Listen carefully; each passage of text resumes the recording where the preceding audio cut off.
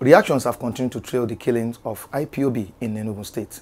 Of course, the killing that happened between the security operatives and IPOB has been stirring serious controversy since Sunday that the incident happened. Nigerians home and abroad have criticized this barbaric act. In the studio with me today on Pundits, I have Ayodeji Francis and Chris Nnamdi will be discussing on these topical issues together. Of course, you know I'm Michael Adekunle. We'll be back in a jiffy.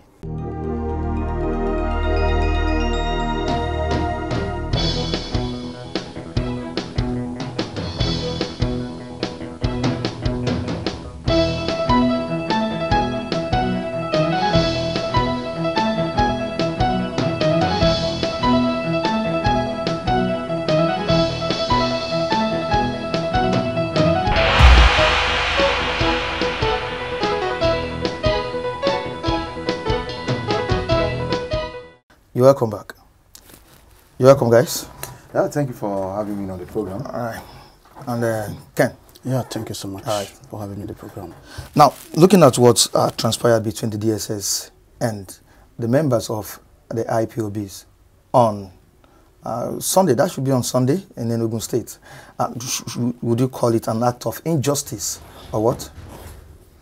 Really, you see, Nigeria has become a state in which you need to be very, very, very careful when you are commenting on issue, and so that you don't tend to back the wrong side of the law or the wrong side of the issue. Individuals in every country where we operate democracy, part of the right in the democratic setting is the freedom of association. Even that is not entrenched in the constitution, freedom of movement. You should be able to express your view at any point in time. But at the same time, I always put a caveat there, which I think that was what the government was trying to do when they came out with the recent law on insulting people on... That is hate speech, right? Yeah, something like that. You see, we should be able to have a good and robust discussion and argument without insulting each other. I mean, insulting someone does not mean make you a better person. Really, I have been trying to read comment from the DSS and from the spokesman of the Ipob by one Mr. Is it Powerful, or what did they call his name? I mean, they said they were doing a peaceful demonstration, and the DSS came around. They were shooting sporadically in the air. Yes, but one thing that got me thinking was a peaceful demonstration should not lead to blockage of road, burning of tires. That should not, I don't consider that to be peaceful anymore. Now, but even if at all, if these people were not harmed, it was claimed they were not armed, and the few videos I've seen regarding to that event shown really that none of the guys in the video were harmed. Okay. So, but though I heard gunshots, but unfortunately I didn't see any dead body. I heard gunshots in the video, but I didn't see any dead body. And again, it was claimed that 21 Ipob members were killed and 47 arrested.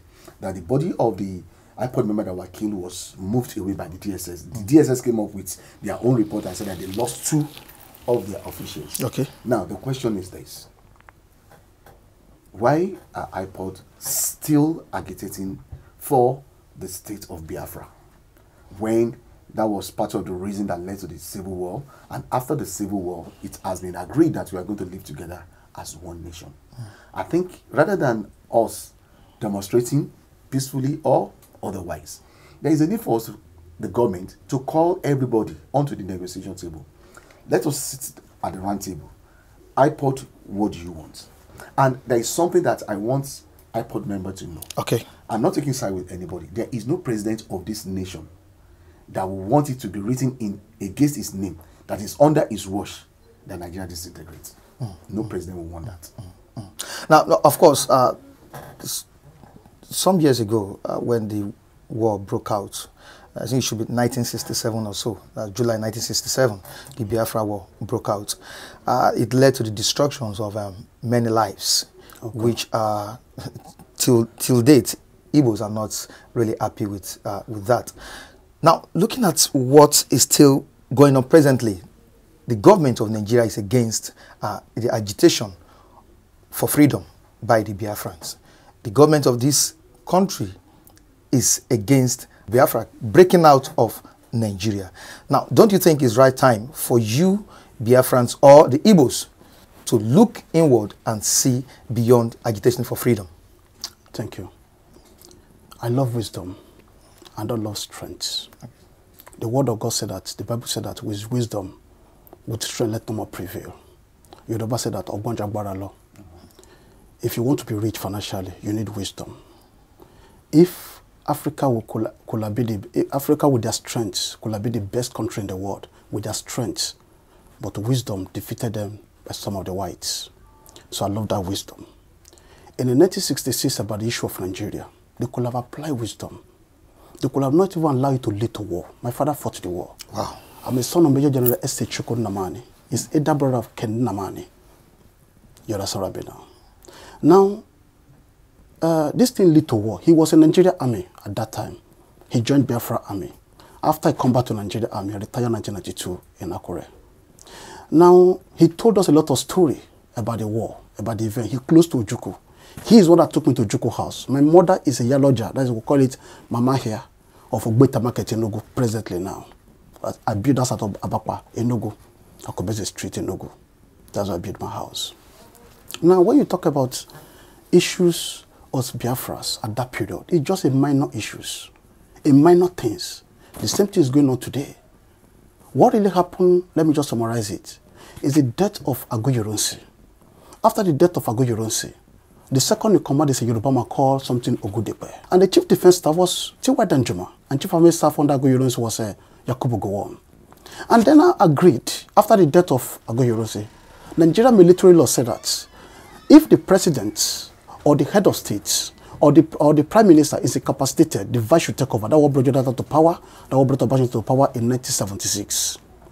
Now, after this man died, Ojukwu is a governor of Eastern region at that period. Okay. Philip David Edgar is a governor of Midwest, that's Edo State and today Delta State. Francis Fajo is a governor of Western region here. Now, after all these things, this man was killed. Now, they come together in Marina. After the president of Ghana tried to make peace with them. And I now told them that it's a 50-50 now. Tafawa Balewa is killed. Ahmadu Bello is killed. Some people in the southwest were killed. Then this Igbo man, head of state, has killed. Let it be 50-50. Let's go to Nigeria law. Nigeria law now said that, military law said that if the president, the head of state, or the president, or the prime minister capacity, the vice should take over. Okay. Now the second man is a Yoruba called Ogudipe. Now they now agreed in Marina that Ogudipe must not be the head of state. That according to Northern military law, the power must give to Gowon. Are you understanding me now? Now Ogudipe tried to issue order. They didn't obey him. The man resigned and leave the country. Now, at the end of everything, Ojukwu said in that meeting that according to Nigerian military law, power must give to Ogudipe.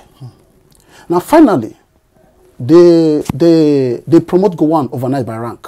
And they bring in Yakubu Gowon and made him the head of states. But when they made him head of state, Ojukwu said, in as much as it has come this way, I declare Republic of Biafra. Are you understand what caused Biafra issues now? Tell me, as a wisdom, as a Nigerian, are you understanding? This same thing is happening today. I mean, I don't know the kind of leader at that period. What don't you just come together and talk to yourself? All these elderly men talk to themselves and say, okay, now Ogudipe take over. He's a military officer. They hand over to him and they overthrow him through coup, because that is their way. Yeah. Now in that case, they didn't do it in that way.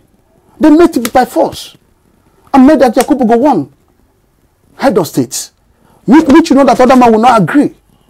And the man said that because you do this, I declare Republic of Biafra. Okay. The war never starts.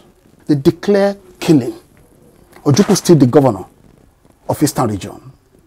Now, as this thing is going on in this way, Nigeria have agreed with some nations. According to the history, you know, Nigeria's silent history. I school in Yoruba land here. But nobody tells us the history. But I thank God for the uncle I have. I can easily call Chimaro Nnamdi. I can easily call Nnamdi. I have them. I can call our Igwe, Rufus Nnamdi. So I have all these people around me.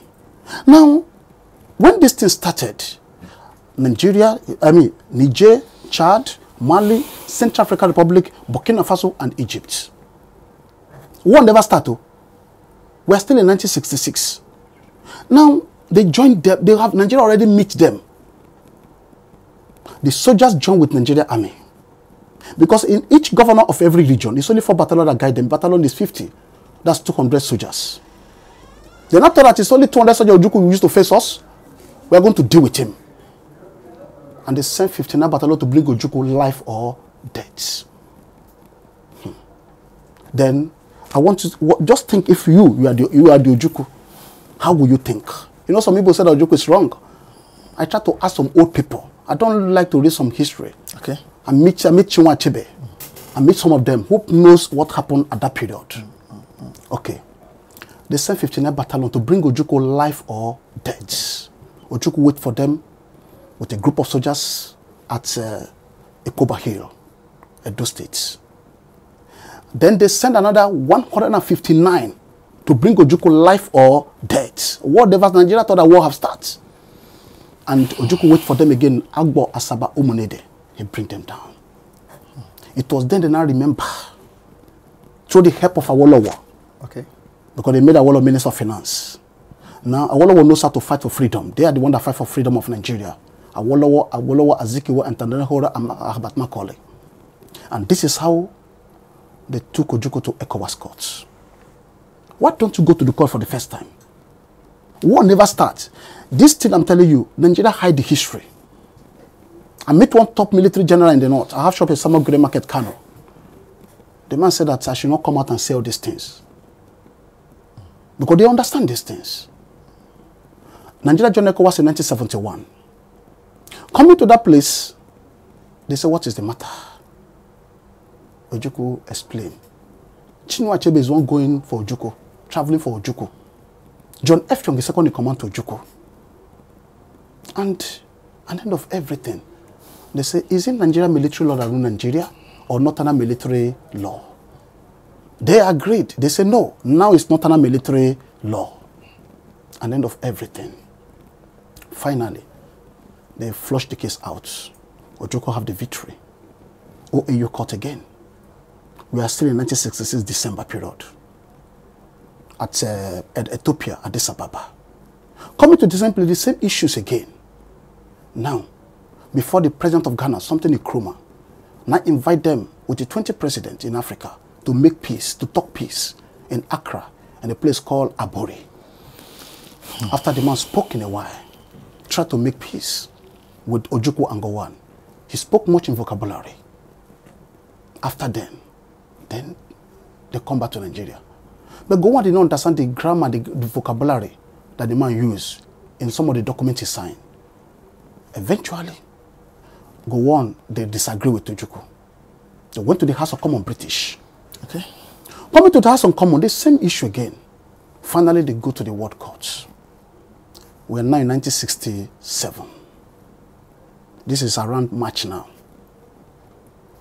From the World Court, the case is not settled. They went to the Table Agreement of United Nations Switzerland, where 28 secretaries that rule the world will appear. We have 7 continents. Africa have 4 secretaries. West Africa, East Africa, North Africa, South Africa. Each one have his own secretary. And we have one secretary general. This history, you can't hear it in Nigeria. I heard it in Kenya, and Ghana, and Canada. Then, finally, then that's okay. Since nobody can settle Ojukwu and Gowon, let them go to election. 28 secretary, vote peace or vote arm. That's how they vote arm. That day they declared Ojukwu and Gowon. Do you agree? They say yes. 16th of July, 1967. 16th of July, you can go to 67. Yeah. The secretary declared 2 of them to go for war. And the United Nations law said, before you go for war, give 6 months. It's bonus for the war. And Ojukwu, this is a certificate of Federal Republic of Biafra. And they brought certificate out for Ojukwu. And Ojukwu signed, other power signed. But Ojukwu, if you don't win, according to UN law, you will not you will come back again. That after 30 years, if you don't win, after 30 years, there's no peace. There will be national agitator or international agitator. Owazulike is a national agitator. The war ended in 1970. 70 to 2000, that is 30 years. Owazulike came out. But he didn't do it in the right way. he submitted a letter to Kofi Annan. Kofi Annan was secretary to the United Nations. Kofi Annan had a letter in Ghana and collected much bribe from Obasanjo because Obasanjo understands the law. Then eventually, Wazirika was arrested. Nobody speak from other international world. Secretary did not coordinate. Khadija have to go and meet them in UN at New York office. Try to make what is going on. They say we didn't see any letter. Nnamdi Kanu is international agitator. Then he never failed according to international law. He has not failed. He has never failed. Now, what I want to bring out now. Okay. Yeah. You know, I tell somebody, if you're reading, read wide. Okay. Because Nigeria certificate is only Nigeria here. When you move from here to Canada, your certificate is not working again. Every nation I have business, I have my lawyers there. I have my lawyers here, I have my lawyers in Canada. I got my lawyer in Kenya. And I ask many questions. And I register with the government anywhere I find myself. Now, what I want to bring out now. Now, this people group now come out on protesting. If the Nigeria understand the game, I always tell them, I said, tell somebody in Abuja will say, one of the lawyer, it's a federal lawyer. You could have not even say, either arrest Kanu for the first time, because it's a trap. I hear something now. It must not come in protesting, it must come by arresting. And they arrest him, they fall into that trap. I hear something now. Now, they arrested him. Now, when the guy started following the law, that's a United Nations law. Now, at times you attack them. You now begin to tell UN another worldwide, another lie. That is not true. Now, let me stop you there. Ayo, you have said a lot. No, it's very, very historical. Now, looking at the current situation in IPOB, let me say IPOB and the federal government of Nigeria. Now, the issue is, this has been going on. Ojukwu came, he fought, he lost his life. Nwaziri came, he didn't win it, though he's still on the course. We have Nnamdi Kanu. Now, the question is, what's stopping the Nigerian government from giving the Igbo, I call it Igbo nation, the freedom they desire? Yeah, you see, there are so many things attached to countries disintegrating. And let us look at it very well. Except in a situation which it has been entrenched in the law. Okay. Let me call it now, the law of marriage. All right. That brought the two separate or three separate entities together as one. Okay. Just like what you have in the case of your Czechoslovakia, the former Czech and Slovakian Republic. They are one of the few countries that they broke out peacefully. Peacefully. Because it has been entrenched in the law. If you take the old Yugoslavia as an example, there is no country that disintegrates peacefully. It does not happen. It happens by war. When Yugoslavia war started, about 6 other nations broke out from Yugoslavia. You have your Serbia and Montenegro, Croatia, and some other nations came out there. But the question we need to ask ourselves here is this. I always tell people one thing. You have to choose your battle very well. Just like my brother here has narrated some historical things, but in some of it I didn't agree with. Okay. If, when Ogundepe did not partake in what I call a reprisal coup from overzealous young northern soldiers way back. Okay. The problem of this nation, aside from when we were brought together, the North and the Southern Protectorate was brought together to be a nation. The genesis of the problem we are facing today started from the needless forced coup that happened in Nigeria. I call it needless. We don't need it. There was no need for that coup. When the coup started, it was seen at various quarters to be an ethnic cleansing rather than being a takeover of power. When you look at the people, the casualties involved, okay, the northern part of Nigeria and the southern west were the major casualty in that coup. And that was why I said that the reprisal coup from the young military boys in the north came about. The case of General Ogundepe was not part of the coup. So he could not benefit where he did not sow. So that was why he cannot take over after the former head of state, General Ogundepe, was killed in that reprisal coup. I call it, for whatever the military want to tag that coup, I'll tag it as a reprisal coup. When you look at the events of the coup and what the subsequent things, it will tell you it's a reprisal coup. And many of them, when some of the things we've read in history, many of the young northern soldiers then were not happy with the way their leaders were killed, and they felt that, okay, fine, they need to do a reprisal coup. That one being said, let us even now say that yes, General Gudipe was the second in command. He was meant to take over, and he wasn't given the opportunity to take over. He left the military. To me, reasoning, just like you said, wisdom. There was no way an individual would not proclaim a republic inside a country. That is a treasonable felony under any law in the world. Now, the question we have, where we are right now, is this. I've asked the question, why are they agitating for Biafran state? Why?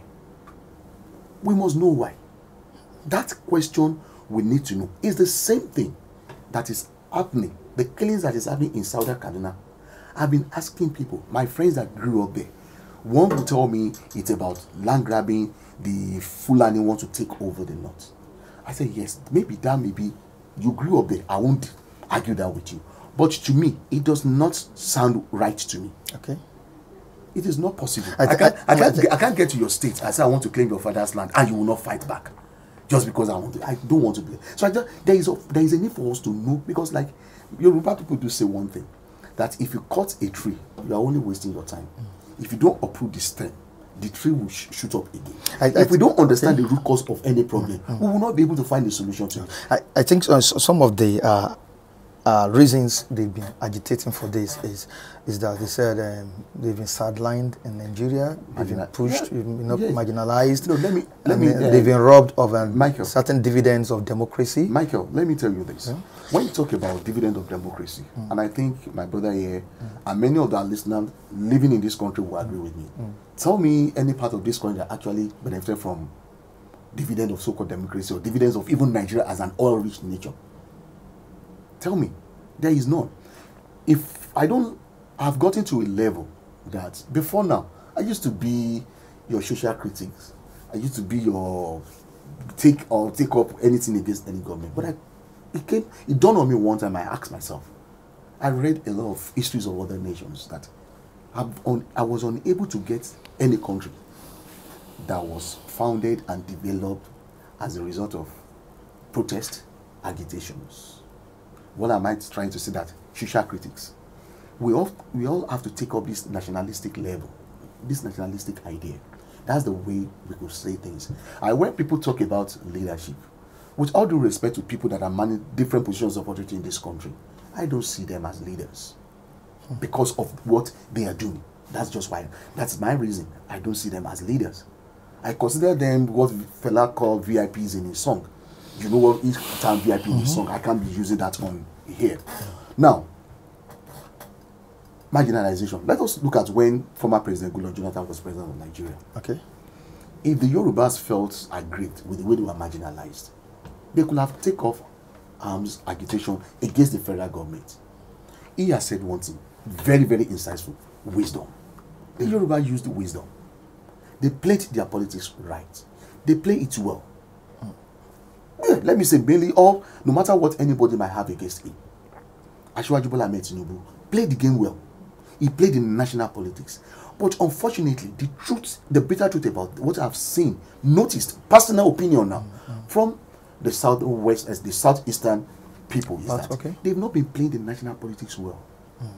Even the former governor of Abia State, Ojiuzo Kanu, wrote, there was a piece of his interview almost about maybe 10 years ago that I read. He said the same thing as well, that there is the need for the Igbos to know how to play the national politics right. Let me tell you this.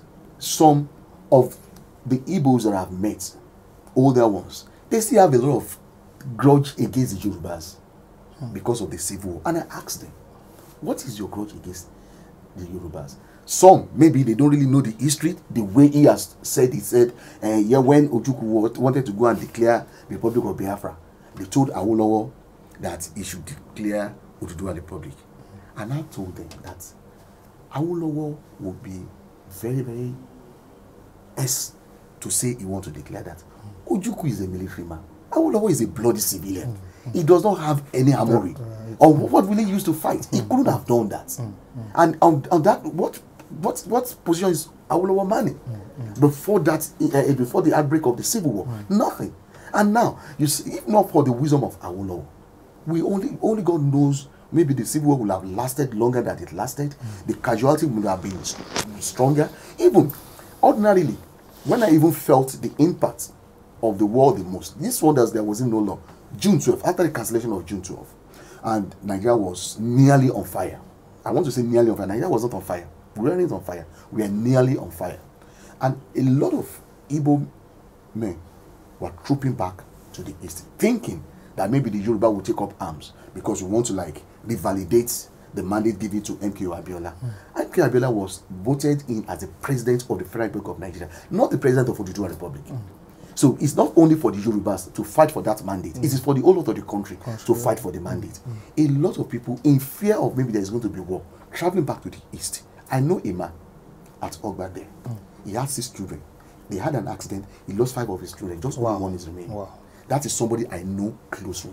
And I know a lot of other Igbo people who have stories to tell about that June 12 alone, where there was no war, no arm taking. So those are the things that should set into the minds of people agitating for the Republic of Biafra now in an agitated way. I have said it. There is no president that will allow Nigeria to break as a nation under his own. Now, do you consent to what he said? There's a question he asked. He said, why are they agitating? Okay. I love that question very well. I say that wisdom is better than strength. It's profitable. It's profitable. Thank you. In 1966, when they know, when you're dealing with 2 hot-tempered men, you are hot-temper, I'm hot-temper. But this man is a peaceful man. This man needs wisdom for 2 of us. Like if you marry 2 wives and 2 of them are temperament, you need wisdom to control 2 of them. Otherwise, they will cause problem. Yes. I am Igbo man. Apart from physical fights, I know the kind of mind we use to pursue business. Anybody who travels from nation to nation is a mafia.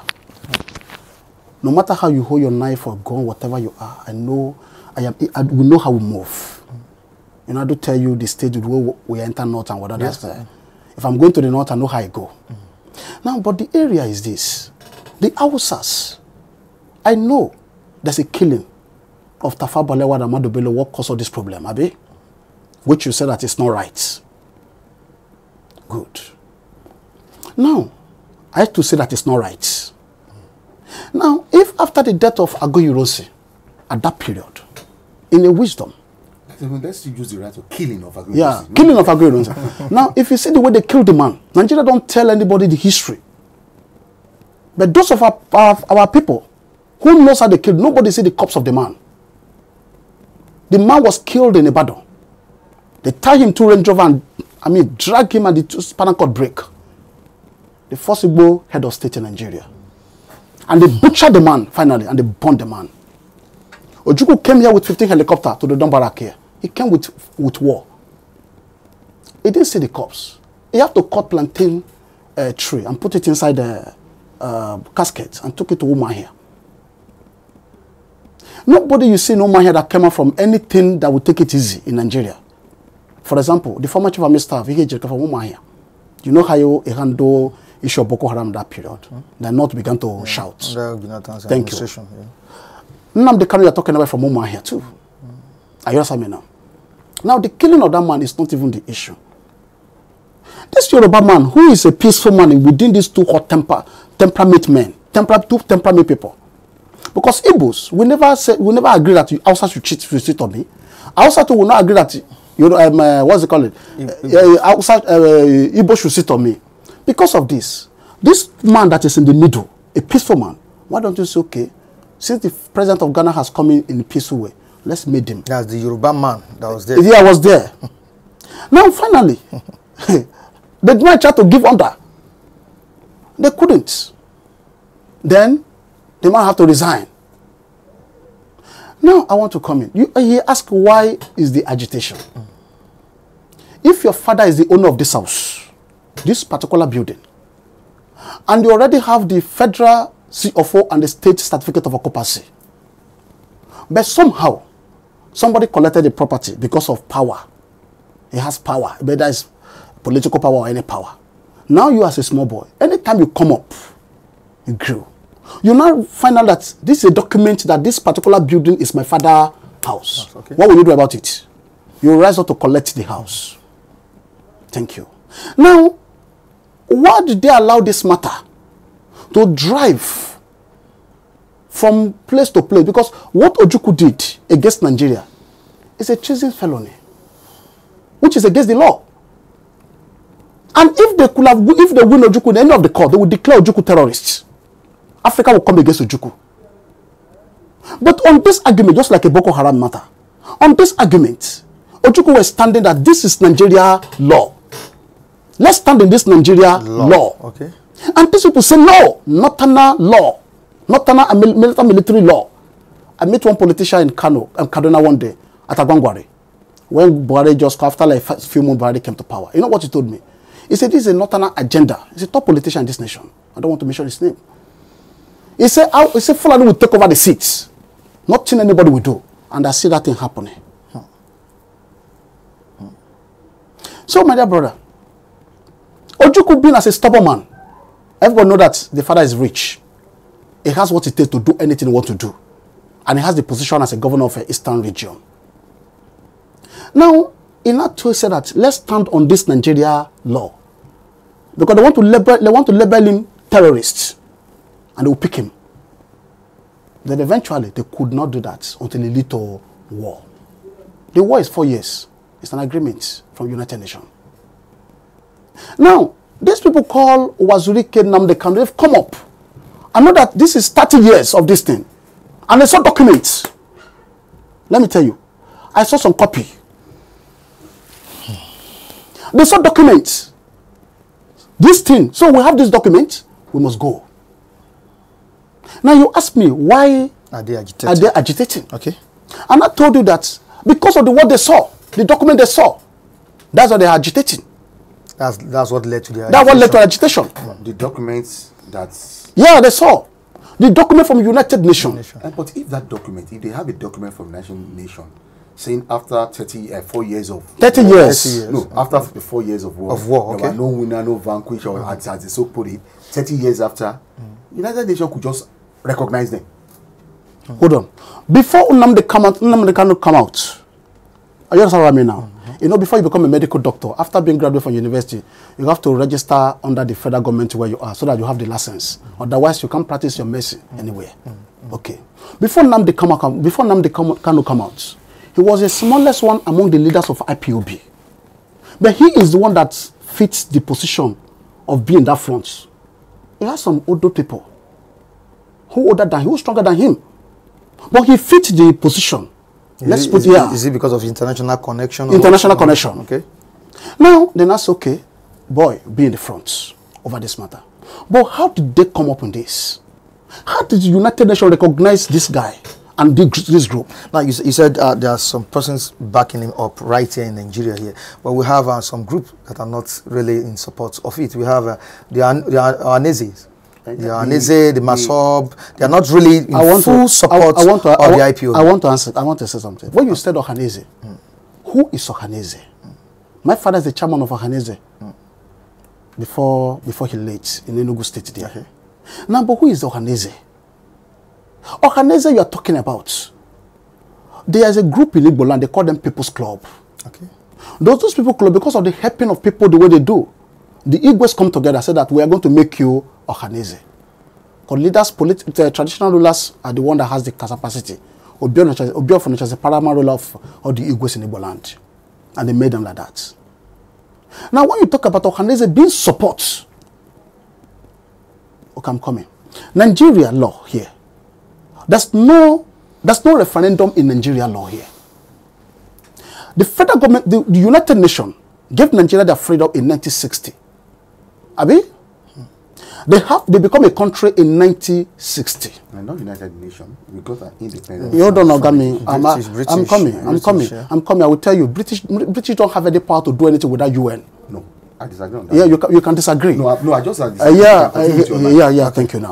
Now, in that case, now, and then of everything, Nigeria become republic, 1963. Yeah. That republic is all called sovereignty. Wait, the document that made you like that, where did they come from? It's from the UN. The whole world is 245 countries. This world, you can go it. Now, United Nations recognize 195. The 193 have the certificate as a nation. 193 have certificate of nation. But the two are still fighting to have the same certificate, but they never have. Because they are still under the influence of their parent country. Are you understanding now? Now, in that case now, whatever you were, United Nations, you go nowhere. That's a law. Just like was said OAU, Organization of Africa Unit. They have their court at Ethiopia, at Addis Ababa there. Now, if there's a law that guide that OAU, ECOWAS, that's a law that guide ECOWAS. That's West Africa here. East Africa have their own. North Africa have their own. Southern Africa have their own. You come to Asia, North Asia have their own. East Asia have their own. South Asia have their own. Everybody have their own. Countries have their own. Nations have their own law. Now, you ask a question, say why? The question of it is this. United Nations, the British, Nigeria free from British. Abi? Remember that in Nnamdi and Awolowo, there's a protest against British. There's a fight against British for freedom of Nigeria here. Now, they went to the courts. They wrote a lot of things. Nnamdi was a journalist. He has a newspaper company in Ghana. Awolowo is a lawyer. And a journalist as well. Yeah, all these people were writing against British. At the end of everything, the same UN tell British, the killing of these people is too much. Let these people free. Are you understanding now? Now, finally, the British want Nigeria to free. They still took Nigeria to UN office to sign some documents. British nation don't have the capacity. You know what happened in Bazoum and Cameroon? That Cameroon believe that we have support of France. France is our father. After the Sue Cameroon government, Ambassador people sue Cameroon government to court. Let me come in from this. Are you sitting from this place? Yeah. Ayo. Yes, sir. The IPOB, do you think IPOB is rooted and committed in fighting this cause? Do you think they are really rooted and committed in fighting this cause? You see, I cannot answer that question verbatim because I'm not a member of IPOB. Okay. You know, I think the IPOB members should be able to answer that question because they will know their strengths and their weaknesses. But in letting wisdom to prevail, I don't think we need any bloodshed again in this country. Okay. One, that's paramount. Okay. We don't need any bloodshed again in this country. And you see, Nigeria has been so interwoven right now that our relationship, no matter as many of us might see it as being bad, that let everybody go on their own, let the North go their way, let the East go their way, let the West go their way. But there is something that has been working for us as a nation. Okay. As far away from Lagos that my hometown is in Ekiti, growing up as a child, when I went there, when my father sent me there to go and spend about 2 years in the village, there are Igbo men already living there. I'm talking of the mid-late 70s. When I did my youth service in the north, I did it in Kebbi State, in a town called Yauri. The two closest town men I was with in Yauri, let me say three. One is a Rivers man, one an Igbo man, and one Hausa man. I never had any close relationship with any Yoruba man while I was in the north as a Yoruba man. But the political class, they are the problem. A lot of what is happening in Nigeria these days, when he said, someone, a top politician told him that what is happening is a northern agenda. It might be a northern agenda on the physical, but to me, I don't see it that way. That way. I don't see it that way. Reason why I say I don't see it that way these days. You see, an average Hausa man, they is very, very political conscious than any other man in Nigeria. Have you noticed that your normal Aboki man that you call around, you see them with their transistor radio, listen to BBC Hausa. They are well informed politically. Come to the southern part of Nigeria, reverse, the contrary is the case. You don't even see that. Look at what is even going on in the Niger Delta. This massive underdevelopment that is going on in the Niger Delta. So much that the militant has been fighting the federal government that the region where is actually the they get almost about 90% of resources of this country for is in shambles. But the latest findings, what is it telling us? Look at the massive money that has been voted to that region, and individuals in that region has been embezzling the money, doing nothing for the citizens there. And at the end of the day, they are seeing the federal government as the problem, not actually the people that they are living with that is the problem. The IPOB, whatever agitation that they have, if truly, I am not sure, and once I'm not sure, I cannot say maybe it is not true. If truly they feel they have enough document to back their existence as a sovereign nation, they should go to the UN. Then if UN should recognize them as a sovereign nation, then maybe UN could call Nigeria and Biafra together. Okay, fine, these people will recognize them as a nation. So I think it's high time for you to recognize them as a nation as well. Recognize them as a nation. The group President Muhammad Buhari proscribed as a terrorist organization. No. But whether they are prescribed as a terrorist organization or they are not, they are prescribed as a terrorist organization. If you know you have a document, just like you have said earlier, he said earlier, if they have the document, I'm trying to look at a way out of this thing. Let me tell you this. You know, people say that you all know the beginning of the war. Nobody knows when it's going to end. Nobody knows when it's going to end. I'll tell you this now. If the war should break out because you are agitating, do we reverse back to the scenario we gave in 1966 that we have to fight for another 4 years? But Ayo, these are peaceful agitations, just like what happened some weeks ago, the revolutionary movement, where they staged their own protest. So what happened? The police, the security operatives clamped down on them. We are talking of two different scenarios, but that has similar consequences. At the end of the day, security operative clamping down. The revolution now is talking about the state of the nation. State of the nation. And the other one is talking about disintegration. The other one is talking about secession from Nigeria. They want to secede from Nigeria. That's what I'm saying. If there are documents to back those claims up, the person that issued the document, go to him. They are the arbitrator here now. Go to him. Okay, this is the agreement that was signed in 1966, pre-Nigerian Civil War. Okay, there were 4 years of civil war, no winner, no vanquish. 30 years has elapsed. And from the agreement, this is what you say. This was what's written. This was what was signed in the agreement. Table it. Then maybe the United Nations should not be the best. And do you think the Nigerian government will be ready to do that?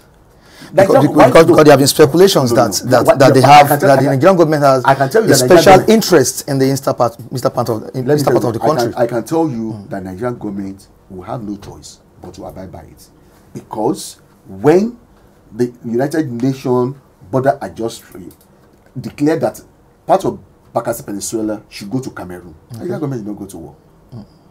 Did they? They did not go to war, because there are overwhelming facts and things to show for that. Despite the fact that even Mama Bakassi said he's not going to Cameroon, that he's still in Nigeria. But we know that that region has been considered to Cameroon. We didn't go to war. That was what I call peaceful resolution, because there are facts to go for it. Let me tell you, at the end of the day, if the war should start, if you go to war for 10, 20 years, at the end of the day, we are still going to come to round table. Now, Ayo, what's your take on this present regime's clamp down on protesters, peaceful protesters, unharmed protesters?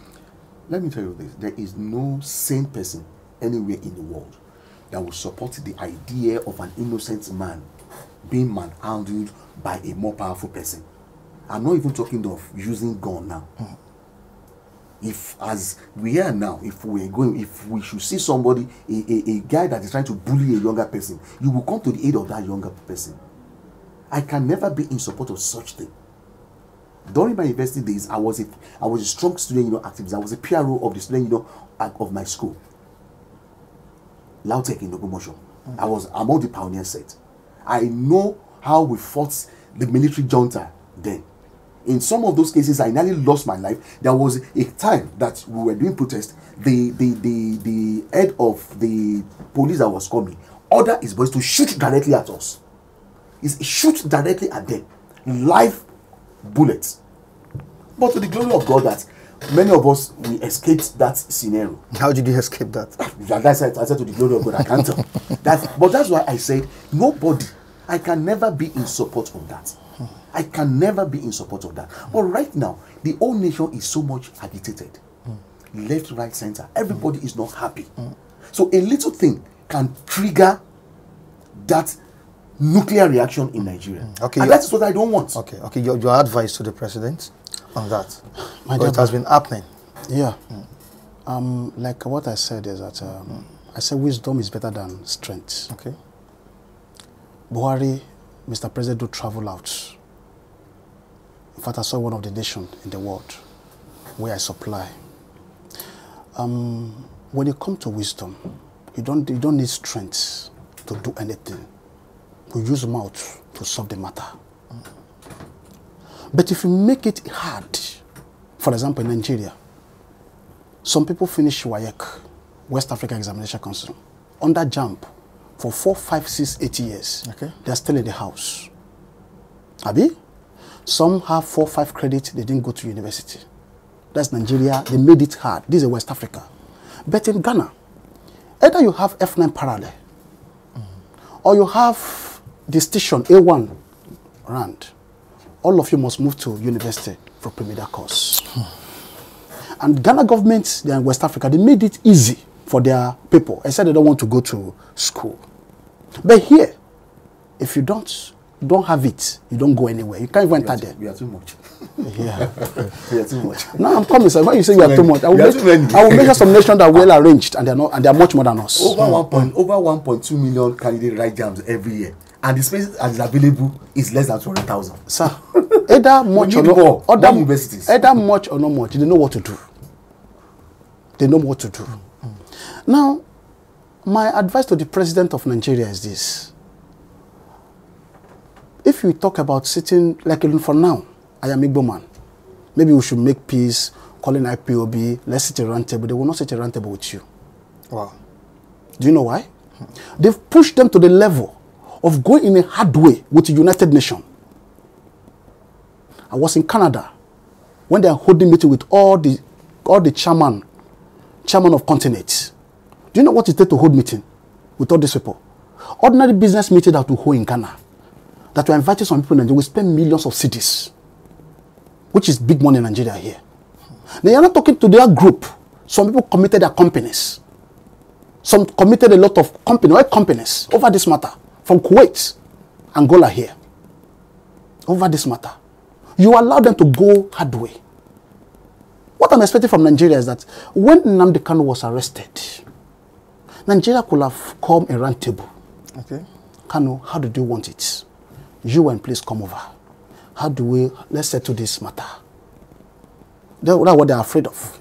Okay. Now, they have interest on the oil. Okay. They have interest on the people of Igbo land. Actually, we use our brain on our trading line. Like you said that in the Kitty State. Okay. In the Kereket, I'm there too. Okay. In Kwara State, I'm there too. In what do you call it? Kano State, I'm there too. Kaduna, I'm there too. Lagos State here, I'm there too. I open shop anywhere I know I will sell. Now, what I want to bring out, my dear brother, is this. The wisdom we used to do this, we develop anywhere we find ourselves. And anywhere I find myself, we build house there.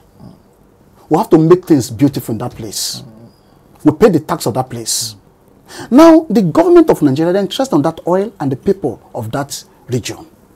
Now, if you are interested on these people of this region, and you made Lagos State the only support. Okay. Okay, when Kanu come, you could have sit a round table. Not until many died under agitation. They tried to kill him too. He moved out. Finally, the father and the mother died over this matter. He never stopped there because of gunshot in Abia State. Okay, I'm coming, sir. Okay. Then at the end of everything, this guy moved out. Began to go in a hard way. You know what it takes for someone to go hard way? They say until you have 7 credits before you enter, you go into university. Are you something now? Now you begin to go in that hard way. Having meeting with every ethnic powers of the world over this matter. Meeting them, spending money, millions of dollars and pounds over this matter. Now, they are coming to the brim. And now, we are talking about making peace. Now, away from that, let's quickly go, before we go to another topic, before we close. 2023, don't you think Igbos should be given a chance? Quickly. Oh, That's a very tough one, because like I said, you got to give, in order to have something, you must give something. At least to allow fresh breath, peace in the country. Because it's part of what they are agitating for. No, see, listen, let's get something right. Okay. Let's get something right. The leadership of this nation, wherever it comes from, is not going to say we are going to have peace in the land. It's not saying the agitation will stop, it will end. No. Like I've said, there are a lot of things that everybody in this country, they are very conscious of their next door neighbor.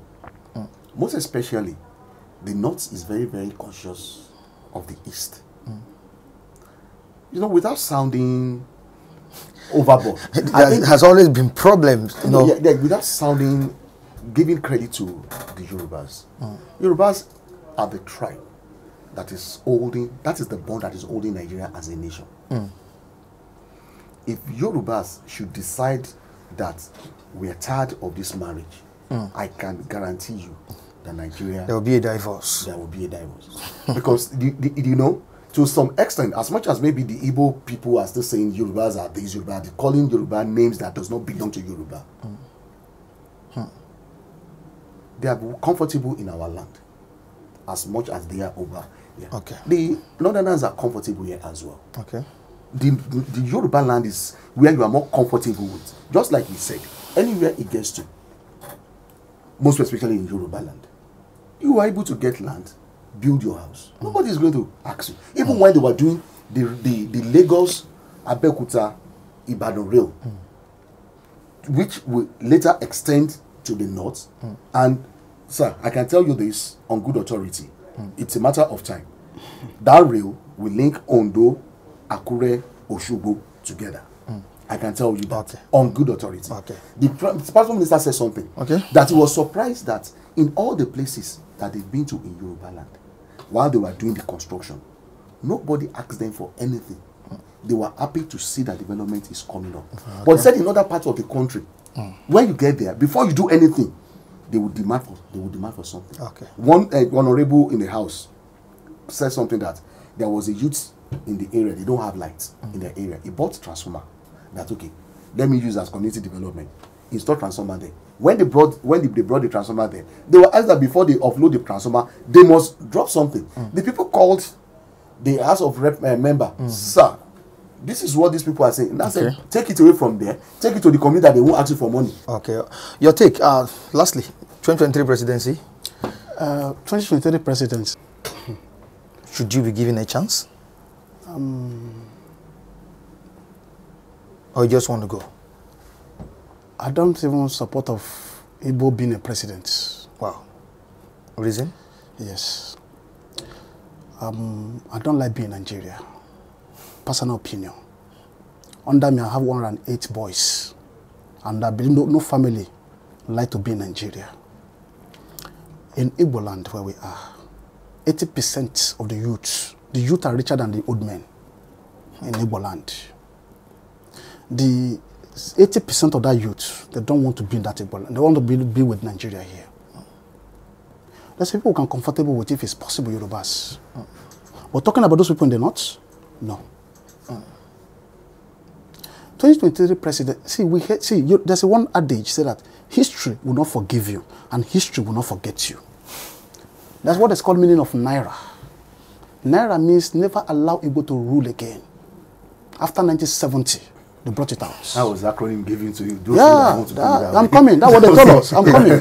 I'm coming. You may not agree with me. Never allow Igbo to rule again. No. You will tell me the meaning of Naira here. No. Yeah. There's a meaning of cedis. There's a meaning of Dutch mats, which I know. You will not tell me the meaning of Naira here. Kobo means kilo juku before others. Yes. From 1970. Did you hear what he said? From 1970. So I don't. Yeah. From 1970 to 2000, which is 30 years.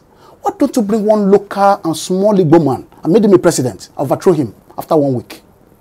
Let it be in the history that Igbo man is a head of state. I just what I mean now. Bring a smaller one and overthrow him by your coup. You can do it. Azikiwe was on the president. Azikiwe is a second in command to Tafawa Balewa. He's a ceremonial president. As part of what Prime Minister. Not playing the national politics. Prime Minister. Prime Minister is the head of the power. Second, just like Oshubanjo. Yes, and that's how what the position of Azikiwe. Now, you could have bring an Igbo man. Since it's like that, when you're talking 2023 president, see, the organizers that are talking, all those Sam Roberts guys that are talking, they just let us just try, if it's possible. Because the only man that could have do it for Igbos, for Igbo to be president, is one man who have love of Igbo in his mind, a Yoruba man, Obasanjo. But Obasanjo called, even my uncle, called them secretly. Said there's a secret that Igbos will not rule. That's what he said. That's what he said. Now, I'm in the air, I don't fear, I'm not afraid of anybody. Now, what I want to bring out now, we hold family meeting now every year. And we are saying, Uncle, why Igbo will not be president? What's the secret all about? I guess I mean now, after the war in 1970, okay, there's a meeting. That's if Igbo man become president, they will divide Nigeria. I guess I mean now. Because from that 1970, they are watchful. They don't want that trace. And Obasanjo tried everything, even though when not delay come up. Or just Kanu come up. Hey, they come to a former, what they call it, PPA. Or delay come out. They brought him down from River State. Now what I want to bring out, this is a secret of it. They don't want Igbos to be there. Now, if you're talking at 2020 because of agitation of Biafra, see, it can't stop.